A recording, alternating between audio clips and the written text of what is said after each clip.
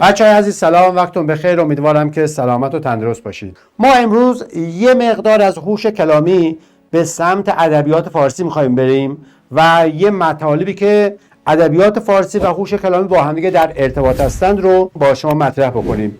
مطالبی هست که هم با ادبیات فارسی و هم با هوش کلامی در ارتباط هستند و تا الان گفته نشده. امروز در یک جلسه همه این مطالب رو خدمت شما بچه‌های عزیز عرض خواهیم کرد.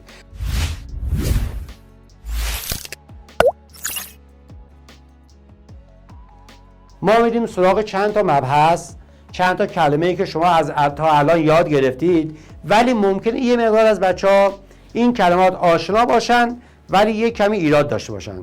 این کلمات که الان ما می‌خوایم با شما کار بکنیم بچه‌ها هم به عنوان نکات دستوری در زبان فارسیه، هم به عنوان یک مطالب مشترک در ادبیات فارسی و هوش کلامیه.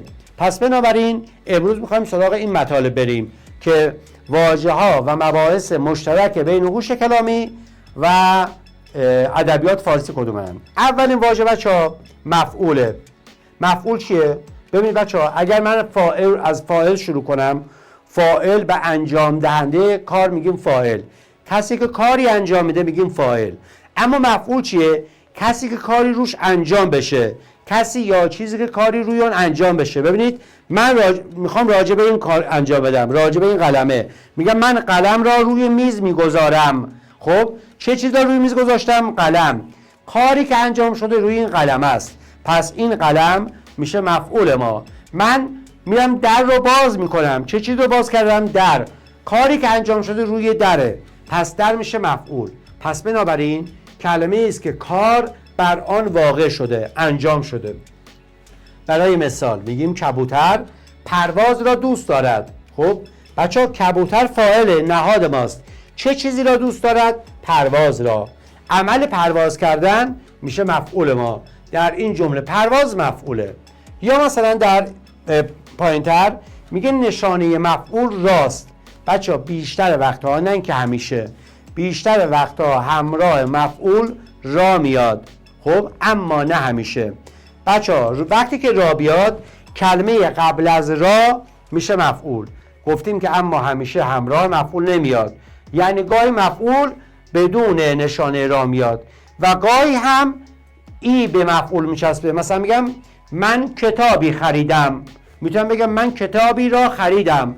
اگر ای بیاد دیگه را حذف میشه، من میگم آقا من کتابی خریدم، ای نشانه مفعولیه. پس ممکنه به جای را از نشانه ای هم برای مفعول استفاده کنیم. اما راه شناخت مفعول چیه؟ من از کجا بفهمم که آقا این جمله آیا مفعول داره یا نه؟ و اگر مفعول داره کدوم کلمه مفعول جمله منه؟ بچه‌ها اگر من بخوام مفعول رو پیدا کنم، به اول فعل، یعنی اول من باید فعل رو پیدا کنم. ببینید من اصلا سراغ جمله نمیرم. من اگر بخوام خیلی راحت بدون هیچ دردسری و به سرعت بخوام مفعول رو پیدا کنم، سریع میرم سراغ فعل اون جمله، سریع سراغ فعل جمله میرم. از فعل جمله این دوتا سوال رو میپرسم: چه چیزی را، چه کسی را. چه چیز را، چه کس را. من از فعل این سوال رو میپرسم. اگر سوال من دارای جواب بود و فعل من بتونه به من جواب بده، میگم این فعل مفعول داره و جوابی که به من میده مفعولشه. اما اگر سوالی که از فعل پرسیدم یک سوال خنده‌داری بود، یک سوال نامفهومی بود، میگیم آقا این فعل مفعول نداره و این جمله مفعول نداره. پس همه جمله ها بچه‌ها حتما این نیست که مفعول داشته باشن. بعضی از جمله های ما ممکنه مفعول نداشته باشن، یعنی نیازی به مفعول نداره، جمله با همون فعل و فاعل تموم میشه معناش، نیازی به مفعول نداره. اما اگر نیاز داشته باشه حتما باید در جمله بیاد. مثلا بگم که من خریدم، یه جمله ناقصه، درسته؟ من خریدم یک جمله ناقصه، یک نهاد داره با یک فعل. خب باید حتما به این جمله یک مفعول اضافه بشه. میگن آقا چه چیزی را خریدی؟ میگم من کتابی را خریدم، من کفشی را خریدم. پس اون جوابی که من از اون فعل میگیرم میشه مفعول جمله من. مثال میگه هم نامه نانوشته خوانی. خب بچه ها مگه خوانی فعل نیست؟ میگم چه چیزی را خوانی؟ جواب میشه نامه نانوشته. پس نامه نانوشته میشه مفعول جمله ما. ما را به راه راست راهنمایی کن. چه کسی را راهنمایی کن؟ ما را. پس دوباره ما اینجا میشه مفعول جمله ما. بچه ها اینجا همراه با را اومده. گفتیم بعضی جاها ممکنه که مفعول بدون همراهی را بیاد که من اگر از فعل سوال بپرسم فعل جواب من رو بده سریع میتونم به مفعوله برسم. این از مفعول که کار بسیار سختی هم نداشت و شما فقط با 2 تا جمله چه کسی را چه چیزی را از فعل سوال بپرسید. ببینید من چند تا فعل بهتون میگم. مثل آمد میتونم بگم چه کسی را آمد، چه چیزی را آمد؟ نه. پس میگم آقا آمد در هر جمله‌ای که بیاد مفعول نمیخواد. اما میگم که خواند، میگم چه چیزی را خواند؟ میگم آقا این جمله مفعول داره. کتابی را خواند، نکته ای را خواند. نوشت، چه چیزی را نوشت؟ نامه ای را نوشت، تکالیفش را نوشت. اما بگم رفت، میتونم بگم چه کسی را رفت؟ حتما باید با را پرسیده بشه. چه چیزی را رفت؟ نه، یک سوال نامفهومه. پس میگم در هر جمله‌ای که رفت داریم اون جمله مفعول نداره. این از مفعول ما. بعد از مفعول میریم سراغ واژه‌ای به نام مسند. بچه‌ها مسند چیه؟ خیلی از شماها مسند رو شنیدید.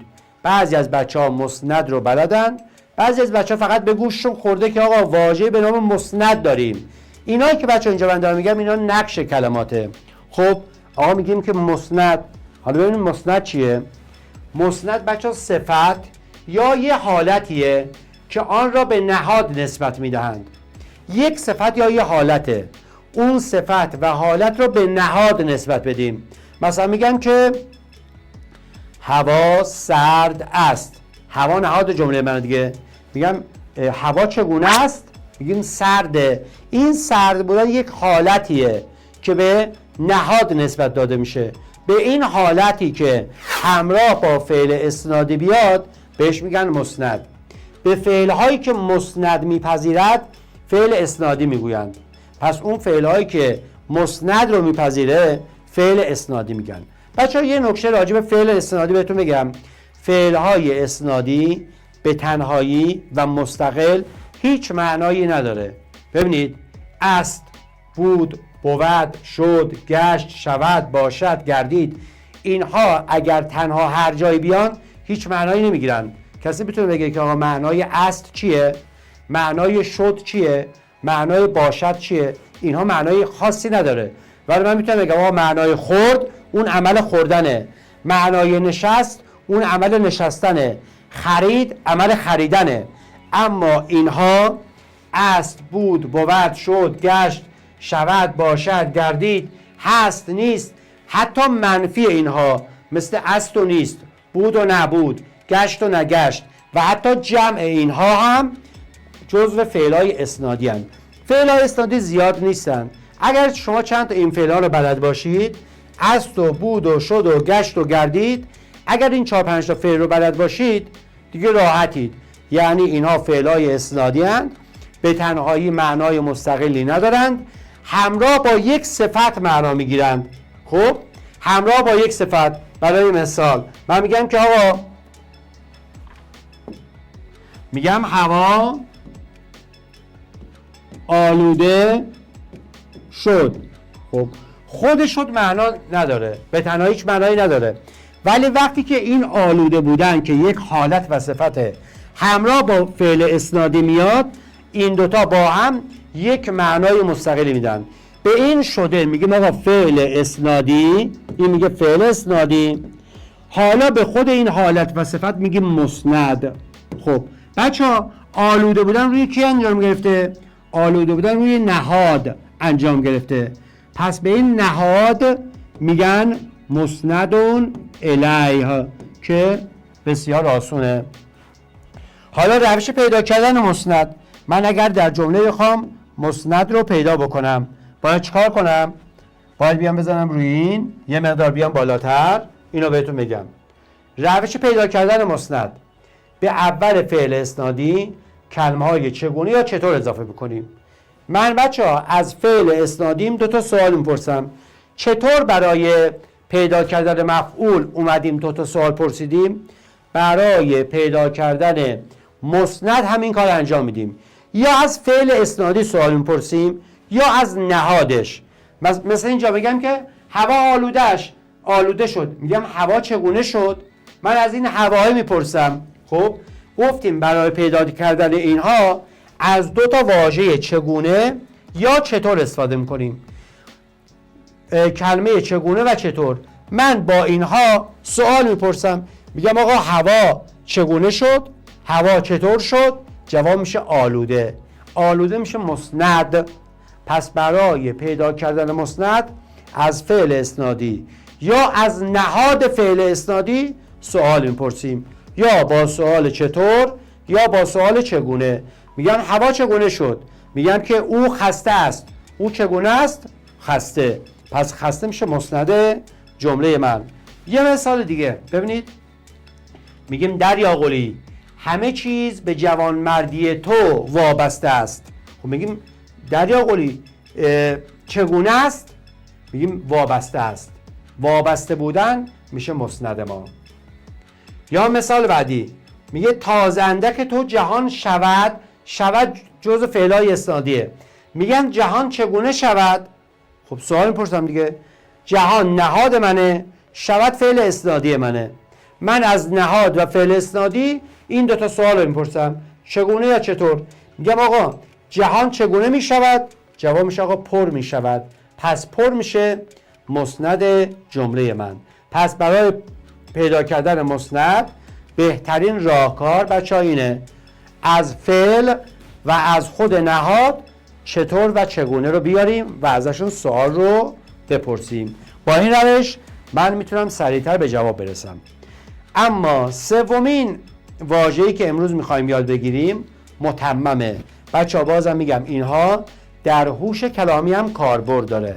همچنان که شما در کلاس‌های ادبیات فارسی خودتون معلماتون میتونن از این واژه‌ها براتون سوال طرح کنند، در هوش کلامی هم با این واژه‌ها سوال طرح میشه. بریم سراغ متمم بچه‌ها. ببینیم متمم چیه. بچه‌ها هرگاه یک واژه‌ای به جمله اضافه بشه و یک معنای بیشتری رو به جمله بده، یک مفهوم بیشتری رو به جمله اضافه کنه، بهش میگیم متمم. واژه‌ای که بعد از حرف اضافه میاد و به مفهوم فعل موردی را اضافه میکنه.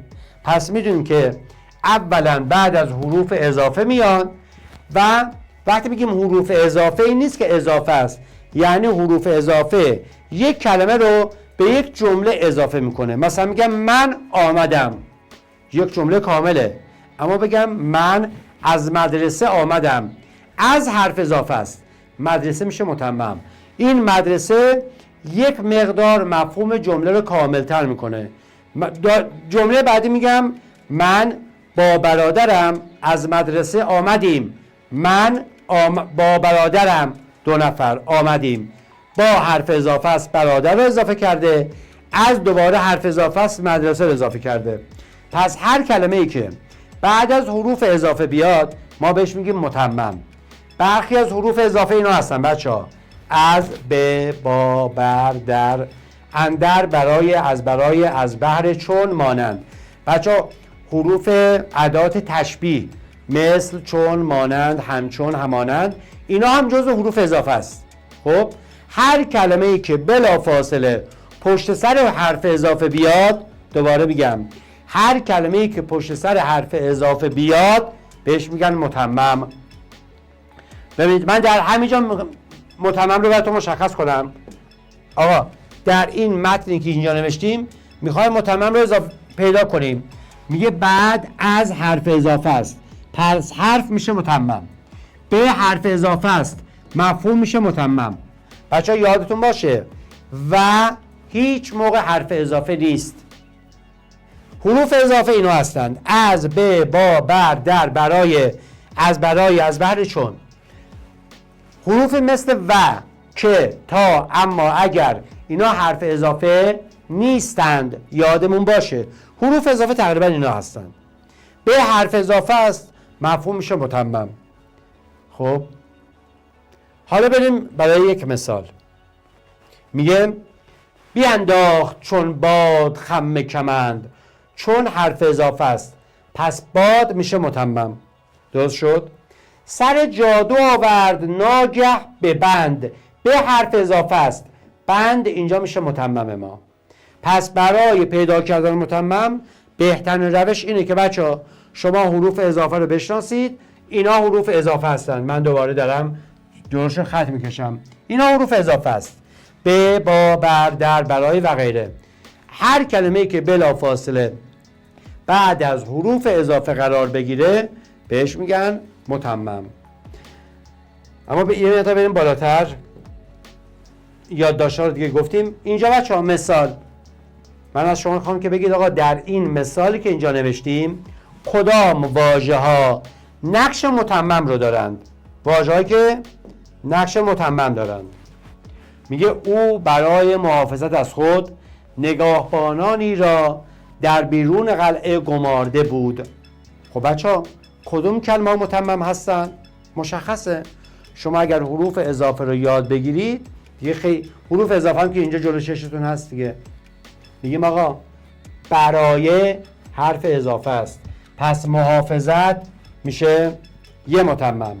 از حرف اضافه است خود میشه متمم دیگه.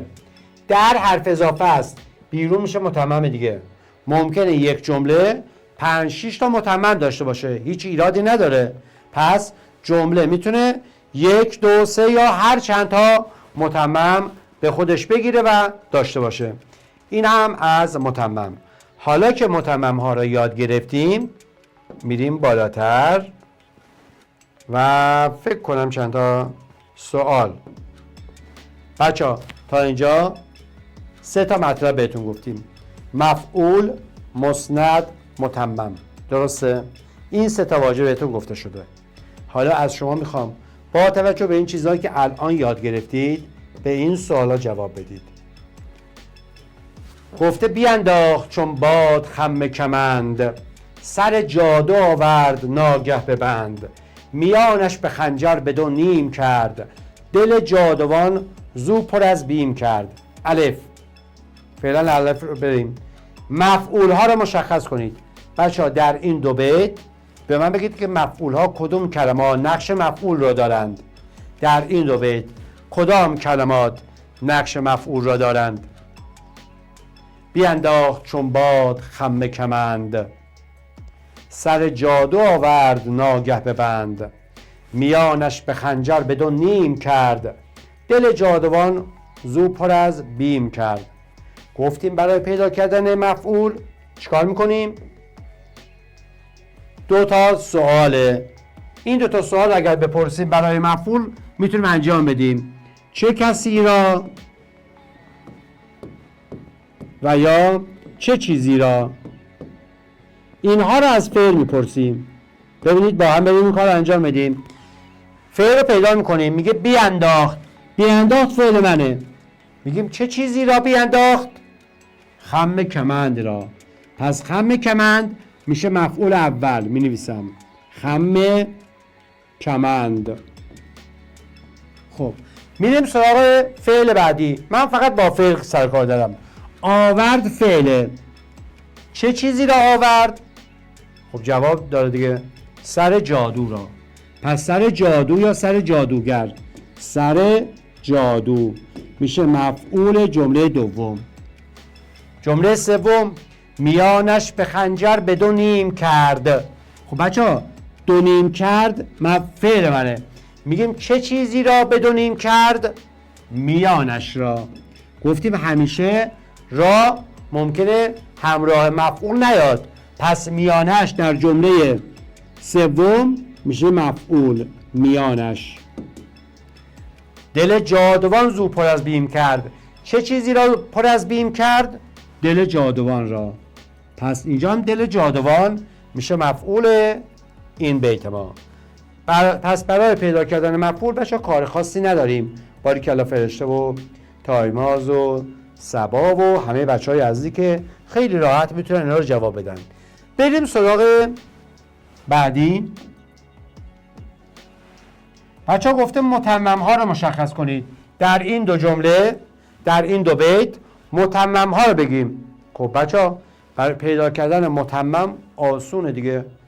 حروف اضافه که یادتون هست، از، به، با، بر، در، برای، اینا حرف اضافه است. هر کلمه‌ای که بعد از اون بیاد بشه متمم. ببینید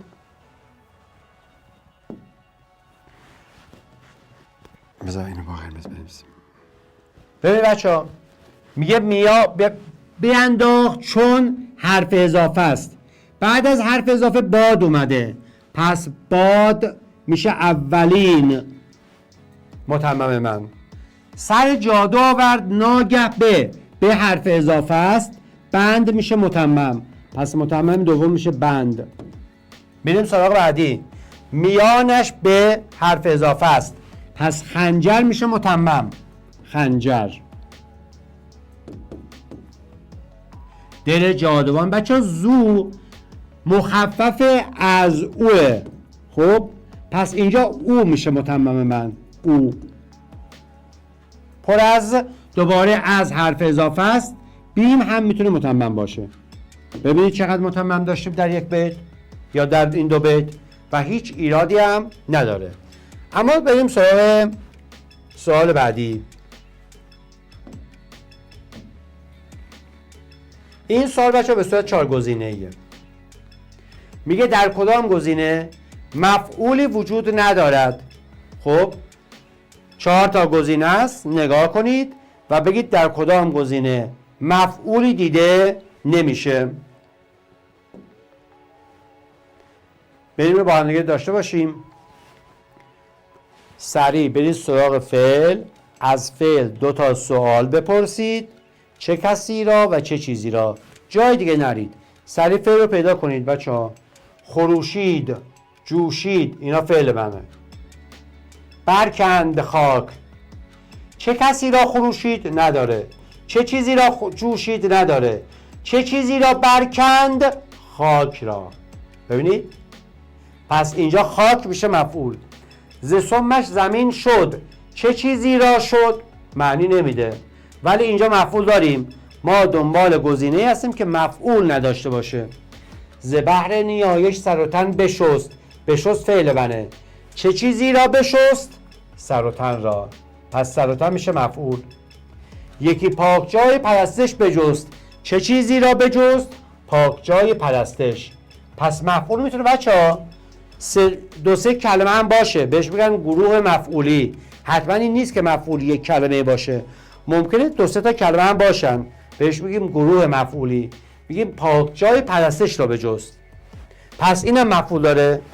میگه برچه همه زلال خیزد، چه چیزی را خیزد معنا نمیده، چه کسی را خیزد معنا نمیده. از خوردن پر ملال خیزد، دوباره خیزد معنا نمیده، پس میگیم گزینه 3 مفعول نداره. گر بود اختیار جهانی به دست من میریختم، چه چیزی را میریختم؟ تمام جهان را. خب پس اینم مفعول داره. به این راحتی میشه گزینه 3 رو پیدا کرد. آقا سوال، در کدام گزینه مسند و متمم همزمان به چشم نمیخورد؟ بچه ها نمیخورده یعنی در 3 تا گزینه هم مسند وجود داره و هم متمم وجود داره، اما در یکی از اینا نیست. کدام گزینه است؟ مسند و متمم. میگه تکلیف شهر خاطرهای تو روشن است. اینجا ما حرف اضافه نمیبینیم. وقتی که حرف اضافه نباشه یعنی متممی وجود نداره. اما بگم چگونه است؟ روشن است. روشن بچه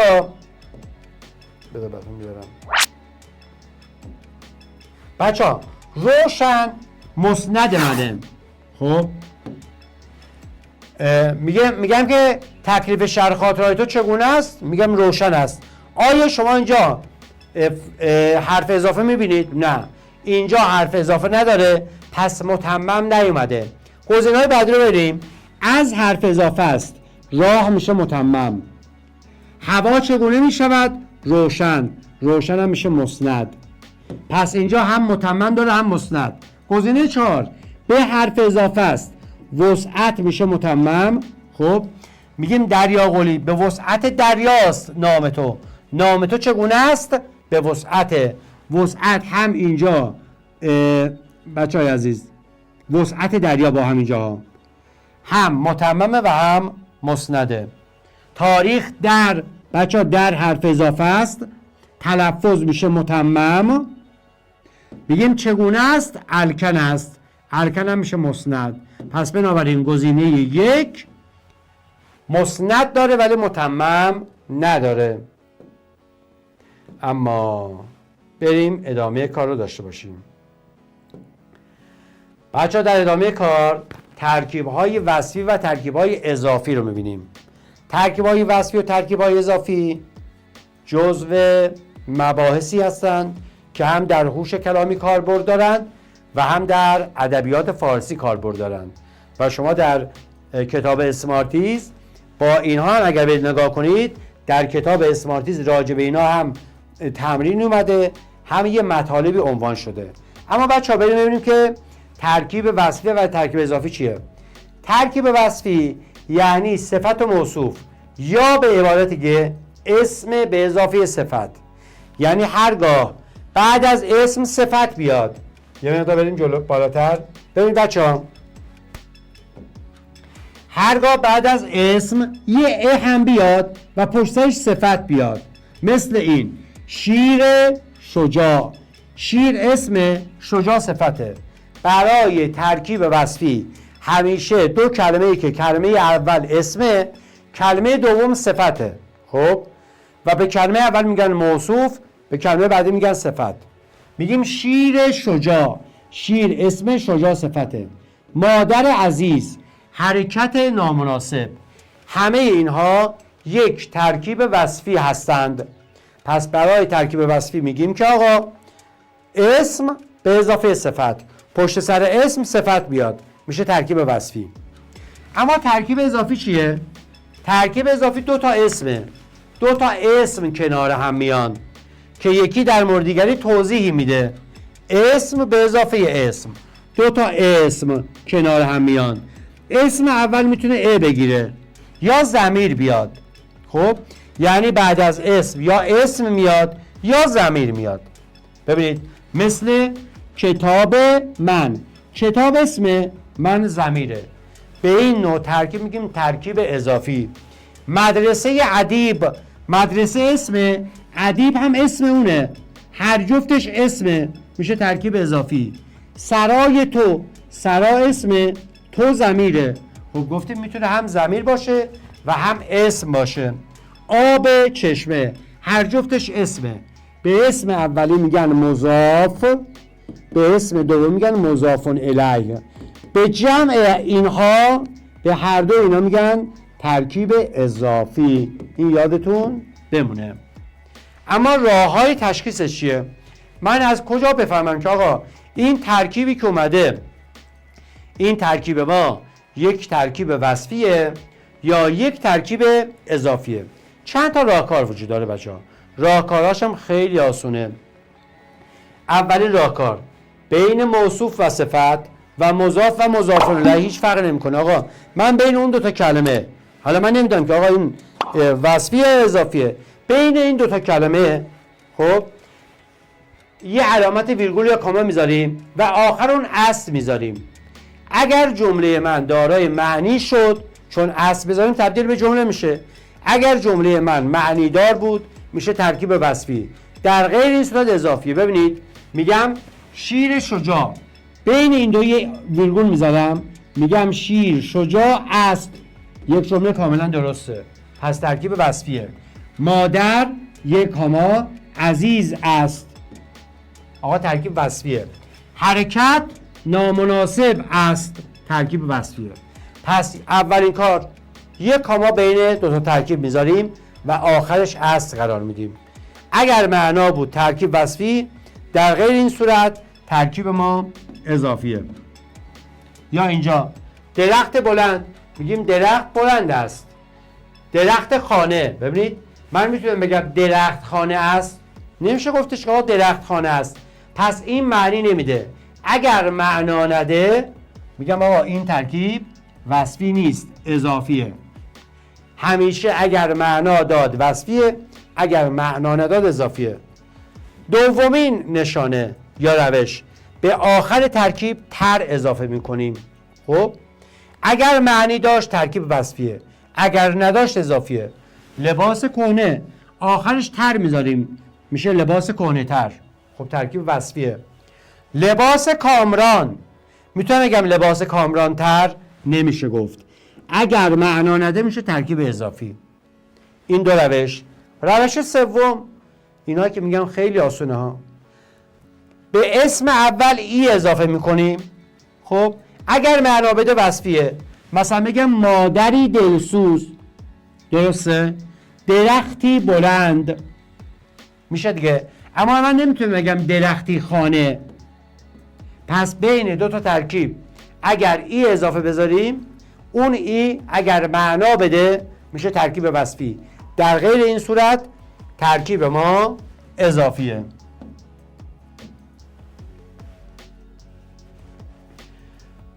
ببینید مادری دلسوز معنی میده، اما مادری امیر معنا نمیده. به خاطر داشته باشید بچه ها، خیلی مهمه که رنگ ها صفت هستند. بچه ها هم رنگ ها صفتند، هم اعداد صفتند. این یادمون باشه. و بعضی کلمات همچون دانا و توانا اگر ای به آخرشون اضافه بشه دیگه صفت نیستن. میگم انسان دانا، اگر یی بهش اضافه بشه انسان دانایی، دیگه صفت نیست، تبدیل به اسم میشه. برعکسش هم هست. بعضی کلمات مثل سرد و گرم، هوای سرد، آب گرم، آب سرد، اگر آخر اینها بچه ها الف اضافه بشه به آخرشون تبدیل به اسم میشه. یعنی صفت میتونه اسم بشه، اسم میتونه صفت بشه، فقط با یه تغییر خیلی کوچولو، مثل گرما و سرما. این از ترکیبامون که امیدوارم ترکیبها رو هم یاد گرفته باشید، چون ترکیبها بچه‌ها چنان سخت نبودن و خیلی آسون هستن. حالا بریم سراغ ادامه مطالب. اگر دانش آموز تا اینجای کار سوالی داره، اگر کسی سوالی داره میتونه بگه و من جوابشو بدم، وگرنه بریم مطلب رو داشته باشیم. بچه‌ها بریم ادامه مطلب.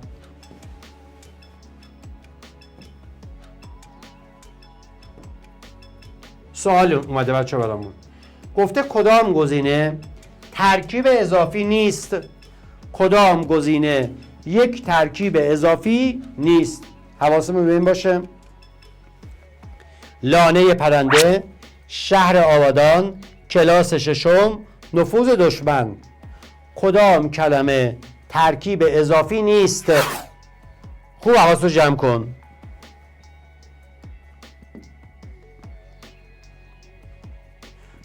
لانه پرنده، شهر آبادان، کلاس ششم و نفوذ دشمن. درود بر شما بچه‌های عزیز. من الان بین صحبتان به یک چیز اشاره کردم. گفتم این دوتا چیز ممکنه صفت باشن، یعنی ممکنه 100% صفتند. یکی رنگ ها بود و اون یکی اعداد بود، درسته؟ رنگ ها و اعداد بچه‌ها صفت به حساب میان. لانه پرنده، هم لانه اسمه هم پرنده اسمه، این یک ترکیب اضافیه. خب گفته نیست، به این توجه کنیم ها. من نمیتونم بگم لانه پرنده تر یا بگم این لانه پرنده است، نمیشه که. شهر آبادان، نمیتونم بگم شهر آبادان تر یا شهری آبادان. آبادان بچه اون اسم شهر است، شهر آبادان. کلاس ششم بچه درسته نمیشه گفت کلاس ششم تر، ولی چون اعداد اینجا نیستم، اعداد صفت هستند، پس بنابراین این اسم این صفته، پس این میشه ترکیب وصفی. نفوذ دشمن هر دو اسمه، میشه ترکیب اضافی. اما بریم جلوتر. و ببینیم که چی نوشته. گفته کدام گزینه در کدام گزینه ترکیب اضافی به چشم میخورد. ترکیب اضافی وجود داره، میگه به چشم میخورد. جمله من یک جمله کاملا مثبته، پس حواسمون باشه. در کدام گزینه ترکیب اضافی به چشم میخورد؟ حواستون باشه که بتونید جواب درست بدید. چون عمل در تو نیست نادانی، زهر بد توی بندگان را پناه. چون رستم به دیدش برانگیخت اسب، میانش به خنجر به دو نیم کرد. فک اضافه. باریکلا باریکلا سهیل. راشین عزیز، فعلا من اون رو نمیگم، فعلا به اون مبحث وارد نمیشیم که آقا فک اضافه چیه و اینا، ولی اینجا رو ببینیم. چون عمل در تو نیست نادانی.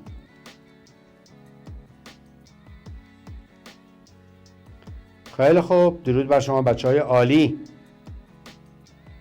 راه دیگه نه دیگه، راه دیگه هم هستا، ولی این سه تا راه بهترین راهاشون بود. بین دو تا ترکیب ای اضافه کنید، آخر ترکیب تر اضافه کنید، یا اول ترکیب یه ضمیر بذارید و آخرش یه اصل بذارید. خب ببینید بچه‌ها، ترکیب اضافی یعنی دو تا واژه کنار هم قرار بگیرند.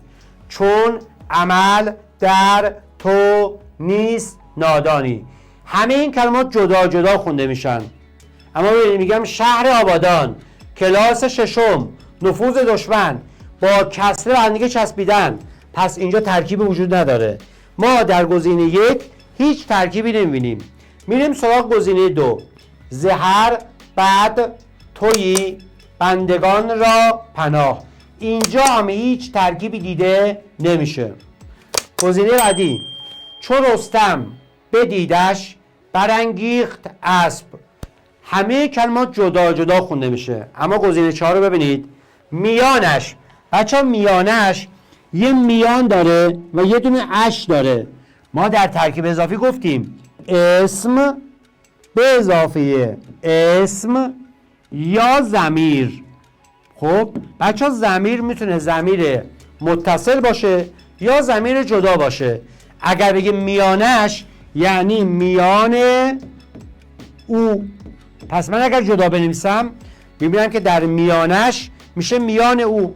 یک ترکیب اضافه وجود داره، پس بنابراین میشه گزینه 4 با همه راحتی. نکته: گاهی ممکن است در ترکیب وصفی صفت پیش از موصوف بیاد. بعضی وقتا ممکنه بچه اتفاق بیفته صفت قبل از موصوف بیاد. تا الانش گفتیم که آقا صفت پشت سر موصوف میاد، اول اسم بعد صفت. میگه ولی بعضی وقتا ممکنه که صفت قبل از موصوف میاد. خب که در این صورت کسره بین دو کلمه حذف میشه. مثل بزرگراه. بچه بزرگراه یک ترکیب وصفیه، یعنی راه بزرگ. پیرزن یعنی زن پیر. بزرگمرد یعنی مرد بزرگ، یعنی جاشون عوض شده. به اینا میگن ترکیب وصفی مقلوب، یعنی جای صفت و اسم عوض شده. حالا سوال بعدی میگه در کدام گزینه ترکیب وصفی وجود دارد؟ خوب دقت کنید، بالای ترکیب اضافی بود، الان میگه ترکیب وصفی. در کدام گزینه ترکیب وصفی وجود داره؟ بریم سراغ جواب. ترکیب وصفی بچه ها ببینید، یکی پاک جای پرستش بجست، چشم انتظار همت تو دین و میهن است. خب بچه ها ببینید، پاک جای در واقع جای پاک بود. جای پاک یعنی جای اسم و صفت عوض شده، موصوف و صفت عوض شده، پس پاک جای میشه جای پاک، پس میشه ترکیب وصفی.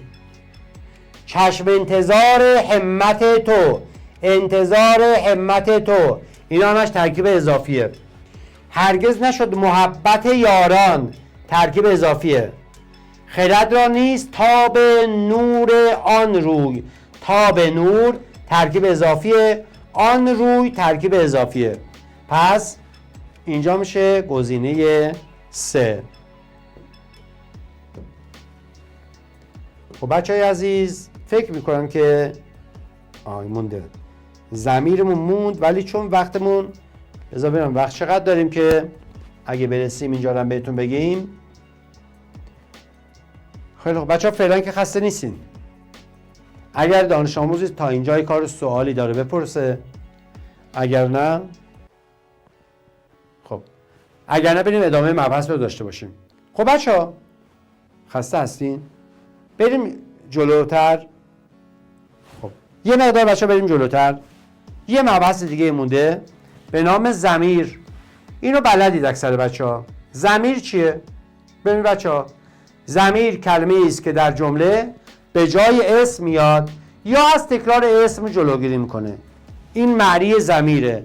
وقتی که ضمیر میاد من ضمیر رو به جای اسم میارم. چرا به جای اسم میارم؟ برای اینکه من هی اسم رو تکرار نکنم، به جاش ضمیر استفاده میکنم. برای اینکه نوشته من زیباتر بشه، قشنگتر بشه، به جای اینکه اسم رو هی تکرار کنم، به جای اسم میتونم از ضمیر استفاده کنم. خب اما انواع ضمیر بچه‌ها، اولین ضمیر ضمیر شخصیه. ضمیر شخصی گسسته یا جدا. خب گسسته یعنی جدا. بچه‌ها ببینید اینا رو من بهتون بگم سریع، خیلی آسونه. اولی ضمیر ضمیر شخصیه، جدا هستش. من، تو، او، ما، شما، ایشان. به اینا ضمیر شخصی گسسته یا جدا هم گفته میشه. یعنی اینا جدا نوشته میشه، به هیچ اسم و فعل و کلمه نمیچسبه. میگم کتاب من، کتاب تو، کتاب او. من، تو، او، من آمدم، تو آمدی، او آمد. اما ضمیر شخصی پیوسته. همین ضمیر شخصی اینجا بچه اومده پیوسته میشه، یعنی به اسم یا به فعل میچسبه. ام، ات، اش، امان، اما، اتان، اشان. مثال میگم کتابم، ببینید ام اومده، کتابت، ات اومده. یعنی عوض این که بگم کتاب تو میگم کتابت، یا میگم کتابتان. خب عوض این که بگم کتاب شما میگم کتابتان. پس ضمیرهای ام، ات، اش، امان، اتان و اشان جزو ضمیرهای شخصی پیوسته هستند که به یک اسم یا یک فعل میچسبند. و بازم دارم بهتون میگم هرگاه این ضمیرها همراه با یک اسم دیگه بیاد میشه ترکیب اضافی. ضمیر مشترک هم داریم. ضمیر مشترک تأکیدیه، یعنی بیشتر برای تأکید به کار برده میشه. این ضمیر برخلاف ضمیرهای بالا شخصی نیست، یعنی برای همه شخص ها به طور مشترک به کار برده میشه. اینا عبارتند از خود، خیش و خیشتن. ببینید میگم من میدانم، من میتونم بگم آقا من میدانم، اما برای اینکه تاکید کنم میگم من خودم میدانم.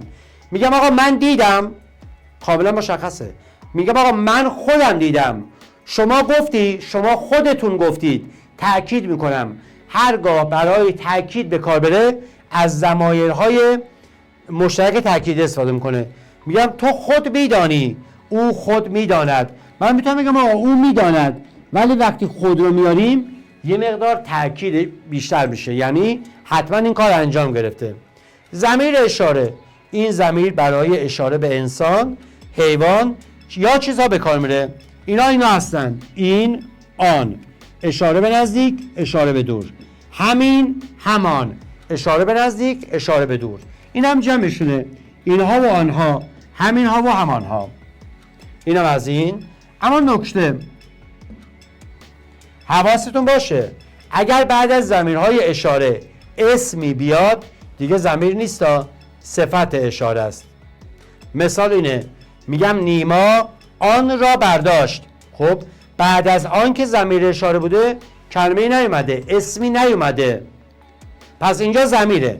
اما اگر بعد از آن یه اسم بیاد، بگیم نیما آن کتاب را برداشت، بعد از آن اسم اومده، اینجا دیگه ضمیر نیست، بهش میگن صفت اشاره. نکته 1، چون ضمیر چون جانشین اسم است، پس همه نقش‌های اسم رو به خودش میگیره. یعنی ضمیر چون به جای اسم میاد، میتونه مثل اسم عمل کنه، یعنی میتونه نهاد باشه، فاعل باشه، مفعول باشه، متمم باشه و غیره.